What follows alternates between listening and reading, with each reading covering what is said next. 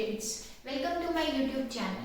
तो आज इस वीडियो के अंदर हम ऑफिशियली मॉलिक्यूलर बायोलॉजी के कॉन्सेप्ट समझने से शुरुआत करते हैं। देखिए, मॉलिक्यूलर बायोलॉजी जो है आपके CSIR नेट JRF के लिए, अगर आप CSIR नेट JRF की प्रिपरेशन कर रहे हैं या फिर आप जूलॉजी से कहीं पर भी असिस्टेंट प्रोफेसर का जो एग्जामिनेशन है उसको फाइट करना चाहते हैं, तो ये सारी चीजें सिलेबस के अंदर कॉमन है। ठीक है, हम जो मेन पर्सपेक्टिव देखेंगे वो CSIR नेट JRF जो है उसके अकॉर्डिंग देखेंगे। तो अगर मैं मॉलिक्यूलर बायोलॉजी सब्जेक्ट की बात करूं तो आपको मॉलिक्यूलर बायोलॉजी के अंदर बड़े बड़े फिनोमेना जो हैं, फॉर एग्जांपल हम रेप्लिकेशन की बात करें, हम ट्रांसलेशन, ट्रांसक्रिप्शन, उसके आगे की भी बहुत सारी चीजों की हम बात करें, तो उससे पहले उन चीजों को समझने से पहले बेसिक्स जो है मॉलिक्यूलर बायोलॉजी के वो बहुत क्लियर होने चाहिए। अगर मेरे बेसिक्स क्लियर होंगे तभी मैं CSIR नेट JRF के बारे में सोच सकती हूँ, क्योंकि वहां पे बेसिक्स क्लियर नहीं हुए तो फिर मैं आगे वाली इंफॉर्मेशन को प्रोसेस नहीं कर पाऊंगी।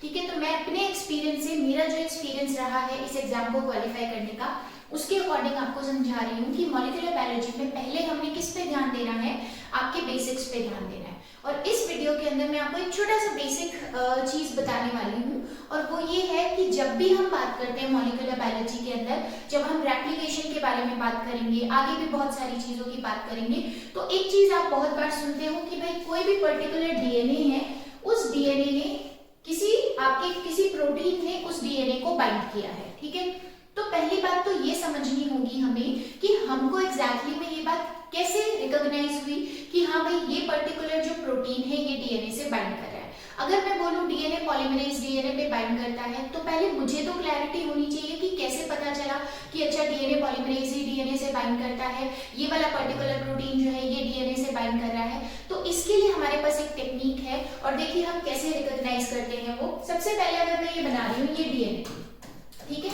ये आपका DNA है जिसको हम साइज इसकी बता रहे हैं 100 किलो डाल्टन। ठीक है, साइज मैंने इसकी यहाँ पे क्लियरली बोली है 100 किलो डाल्टन। इसी के साथ में पहले आप एक बार इधर आइए और इसको समझिए। मैं ऐसा सोच रही हूँ कि आप सबने ये टर्म तो सुना ही होगा, अगर आप जूलॉजी से हैं, लाइफ साइंस से हैं, तो इनकेस अगर नहीं भी सुना तो ये एक ऐसी टेक्नोलॉजी है जिसके थ्रू हम, ये मेथड है to separate the macromolecule based upon charge and size.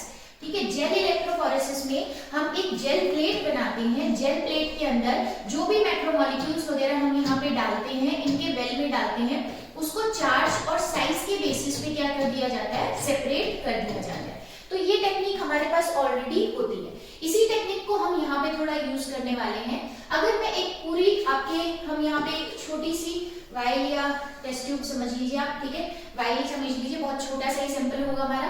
तो अगर मैं यहाँ पे ये DNA को लूं जो कि आपके 100 किलो डाल्टन का है, और फिर इसका मैं जेल इलेक्ट्रोफोरेसिस अगर कराऊं, तो इसका जेल इलेक्ट्रोफोरेसिस कराने के बाद में मुझे एक बैंड मिलेगा, जो कि बैंड मुझे मिलेगा कितना, 100 किलो डाल्टन का। ठीक है, तो चलो कोई दिक्कत नहीं है, हमारी ये जो सैंपल था वो 100 किलो डाल्टन का ही था, DNA था इतने ही साइज का, इसने साइज के बेसिस पे इसको सेपरेट कर दिया।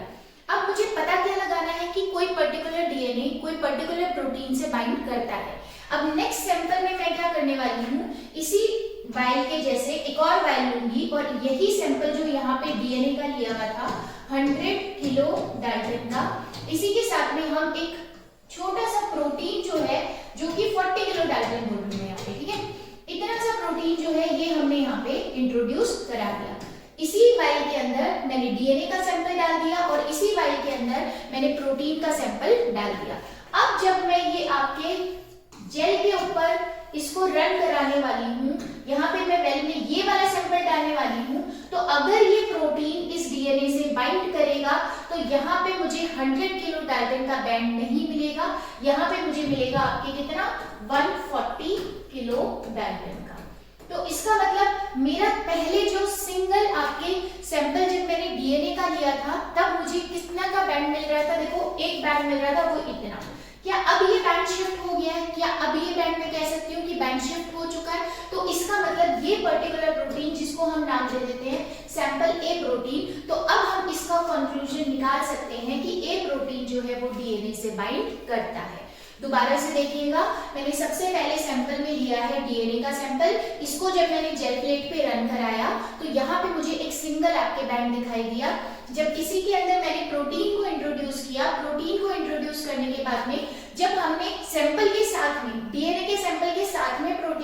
हमने इंट्रोड्यूस किया तब हमको यहाँ पे जो बैंड दिखाई दिया वो आपके शिफ्ट हो गया, और इसी को हम कहते हैं, इसी टेक्निक का नाम हम दे देते हैं बैंड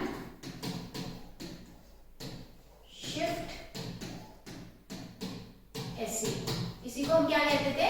बैंड शिफ्ट ऐसे। और इसी बैंड शिफ्ट ऐसे के थ्रू हम बता पाते हैं कि कोई भी पर्टिकुलर प्रोटीन जो है वो किसी पर्टिकुलर डीएनए से बाइंड करता है। तो आई होप ये